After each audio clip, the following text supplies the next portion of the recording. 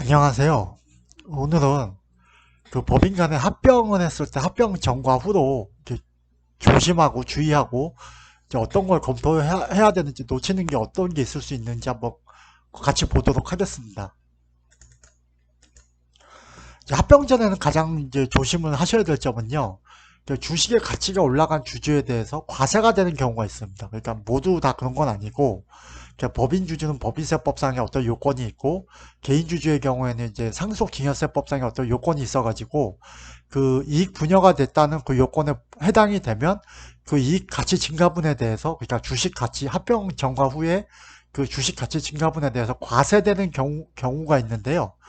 이때는 그 합병하고 나서 과세가 되는 경우가 있으니까 그러니까 조심을 하셔야 되고 한번 검토도 해봐야 됩니다.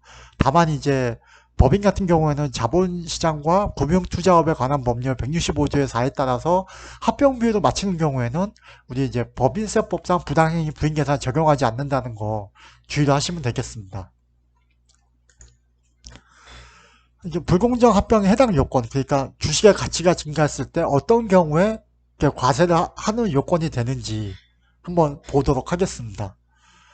상속증여세법은 우리 개인주주인 경우에 해당이 되고요. 이게 이익 분여받은 자가 개인주주인 경우에 해당이 되고, 법인세법은 이익 분여받은 자가 이제 법인주주인 경우에 해당이 되는 건데요.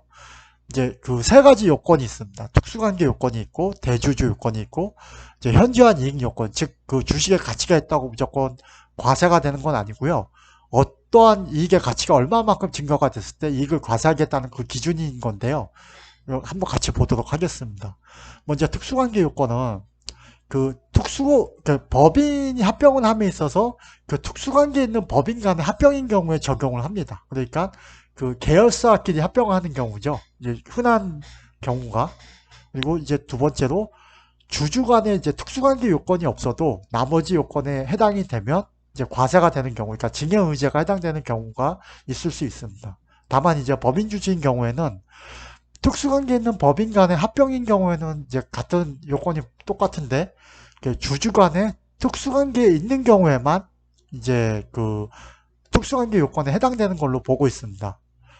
대주주 요건인데요. 이제 그 주식의 가치가 과대평가된 합병 당사법인의 대주주가 얻은 이익만 과세하기 때문에 상직법은 상속증여세법은 대주주 요건이 이제 필요한 건데요. 여기서 이제 상직법 즉 개인주주의 경우에 대주주 요건은 이제 지분율이 1% 이상이거나 액면이 3억 이상인 경우에 적용을 해주고요. 그 법인세법 법인주주의 경우에는 이익을 준 법인주주의 특수관계에 하나는데요. 그 요건이 그 법인주주는 소액주주인 경우에는 특수관계에는 해당이 되지 않습니다. 그리고 대주주도 이게 상직법과 다르게 지분율이 1% 이상만 돼도 대주주도 보고 있어요. 요 점이 이제 그 개인주주하고 다르다는 거 한번 검토를 해주시면 좋겠고요. 다음에 세 번째로 이게 가치가 얼마나 증가했을 때 그 과세를 하느냐. 한 주당 평가 차익이 합병법인 한 주당 평가액의 30% 이상이거나 그러니까 이제 합병하고 나서의 한 주당 평가액이 한 30% 이상만큼 주식의 가치가 일어났거나 분여이익이 3억 이상인 경우에는 이제 둘 중에 하나만 해당이 돼도 그 이익 계산을 해가지고 과세를 할 수 있다. 그 요건이 되겠습니다. 그래서 우리가 이제 합병을 함에 있어서 이 세 가지 요건에 해당이 된다면 개인주주인 경우에는 상직법에 상속증여세법에 요건에 해당되는지 보셔야 되고 법인주주인 경우에는 법인세법에 해당이 되는지 한번 보셔야 됩니다. 이제 우리가 이제 요건이 어떤 요건이 있는지 한번 봤고요. 이제 그 요건에 해당이 된다면은 과연 이제 주식의 가치를 어떻게 증가되는 주식의 가치를 어떻게 계산을 할지를 이제 조문 보고 정리를 한 건데요.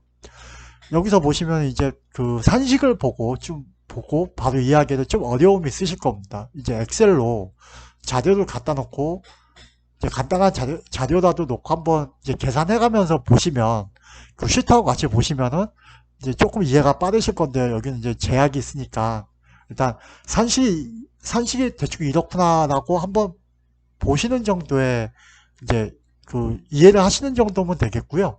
나중에 실제로 이제 엑셀로 한번 시뮬레이션을 해보시면, 아, 이런 거구나. 이렇게 이익 분여가 일어났구나. 라고 이제 느끼실 수 있으실 거예요. 이제 첫 번째로, 이제 주식의 가치, 그러니까 불공정 합병 이익이 어떻게 계산되는지, 그러니까 보는데요.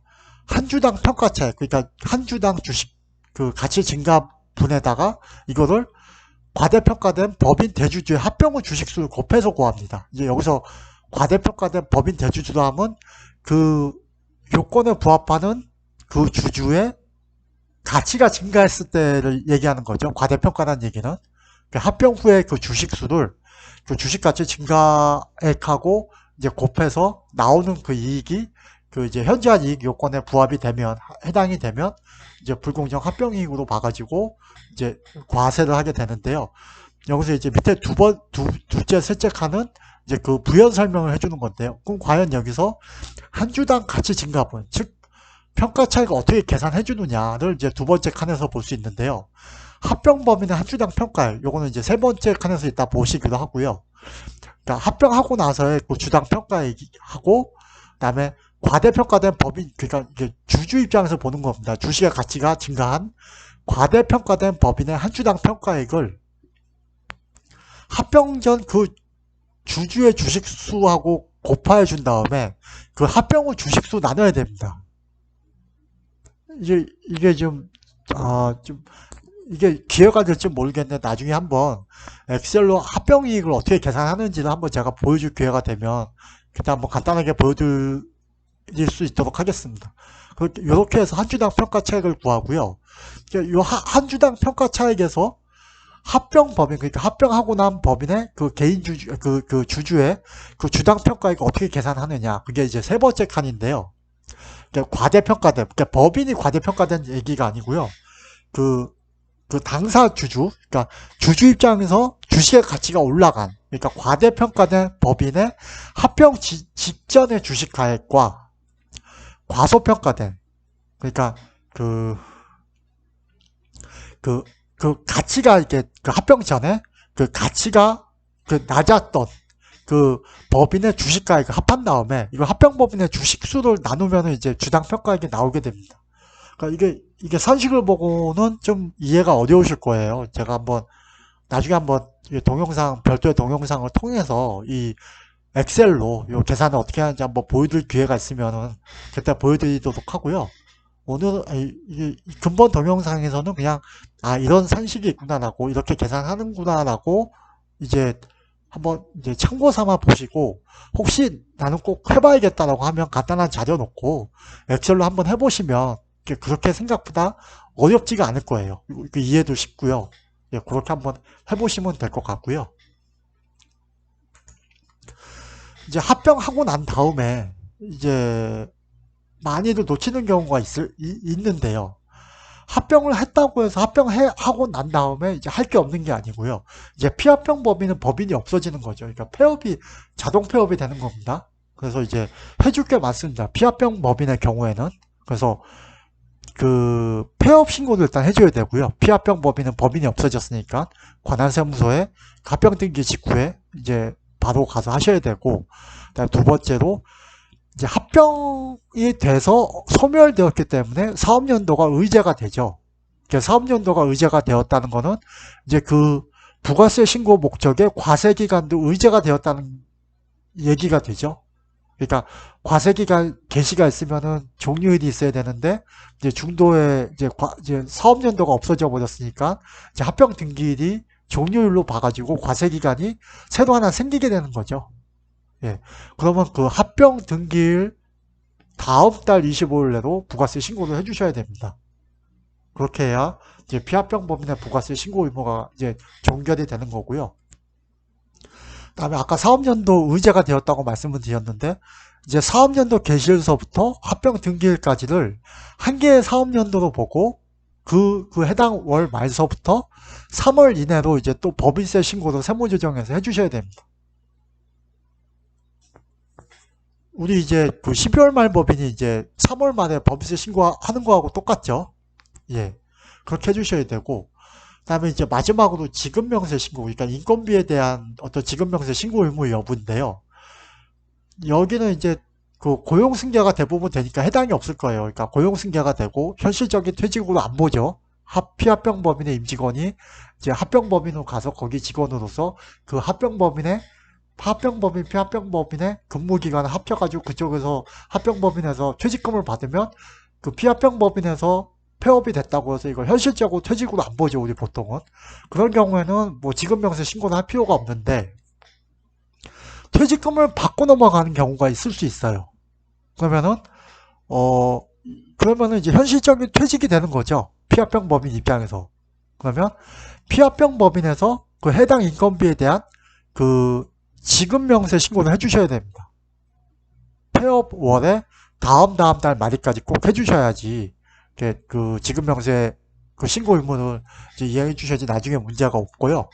요거는 이제 대부분에 해당이 없겠지만은 그래도 혹시라도 그 이제 합병이 됐는데 퇴직금을 받고 건너간 경우 있잖아요, 임직원들이. 그러면 그때는 꼭 놓치지 말고 확인을 꼭 해주셔야 됩니다. 마지막으로 이제 합병법인은 이제 합병 관련해서 할 게 많죠. 그러니까 뭐 합병 차익에 대해서 그게 이제 뭐 적격 합병이냐 비적격 합병이냐에 따라서 뭐 그 세무조정은 승계할 건지 말 건지 판단도 하셔야 되고, 뭐 합병 차익에 대해서는 또 과세가 될지 말지 그 이제 그거는 이제 여기서는 이제 설명드리기에는 조금 이제 시간의 제약이 있으니까, 그래서 여기는 간단하게 이제 점검을 해주자는 차원에서 보는 거니까요. 이제 합병법인이 여러 가지가 있지만 좀 놓치기 쉬운 부분이, 합병법인도 피합병법인이 폐업 신고해서 끝나는 게 아니고 합병법인도 그 합병 신고를 해주셔야 됩니다. 관할 사무소에 우리 합병했어요 하고, 예, 요거는 이제 꼭 해주셔야 되고요. 네, 요렇게 이제 이번 동영상을 통해서 합병 관련해서 좀 놓칠 수 있는 부분도 간단하게 봤고요. 이게 합병하시는 경우에 이제 이런 점을 꼭 체크해 주셔야 된다. 주지하시면 되겠습니다. 오늘은 이상입니다. 감사합니다.